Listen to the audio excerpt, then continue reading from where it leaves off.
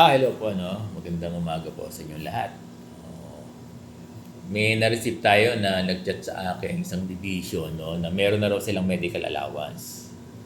Kung meron na kayong medical allowance, ano na yan, baka yan yung regular budget ng medical allowance. Kaya, swerte nyo, no? Meron na. Kasi ang pagkakaunawa ko ay yung regular budget ng medical allowance ay padating ngayong April. Kaya kung meron na kayo, kahapon lang daw nila na-receive eh. Hindi ko nababanggitin yung division, no? Kaya very good kayo. Meron na raw silang medical allowance. So kung wala pa kayong medical allowance,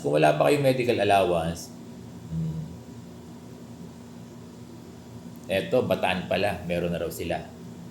Meron na po kahapon ang SDO Bataan ng medical allowance. They're very good, no? So malamang yan, ano yan? Baka yan na yung regular budget, no? At yung wala pa, aantayin lang. Meron pa namang 8 days ang April, no? Meron pa namang 8 days ang April. Darating din yung medical allowance nyo. Antayin nyo lang. Sa mga meron na, okay, may magagamit na kayo. Kaya lang, napakadaming guro, ano?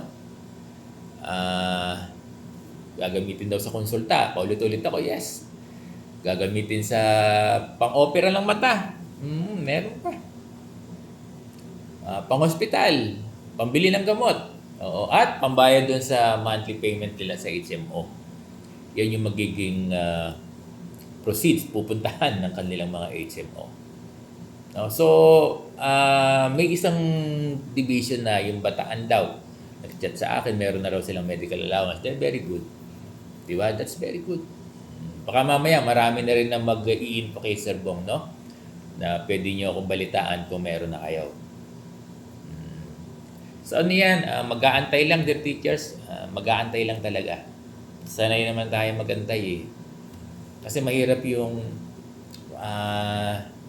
madi-disappoint kayo, ma-anxiety pa, may stress, di ba? Ngayon, bawal sa panahong ito, sobrang init, no? Hindi ka naman naiinitan sa serbong, biglang ganun. Walang ganun. Office kasi ng principal, kasi may maraming dumarating na bisita. Di ba? Para sa kanila to. So, dear teachers, nagbibiro lang, serbong. Ilayo ko na nga. So, dear teachers, yung medical allowance ay aantayin nyo na lang. Aantayin nyo lang, dear teachers, no? Good news, magandang development. May nagsasabi na meron na raw nakatanggap yung Bataan. Very good, no?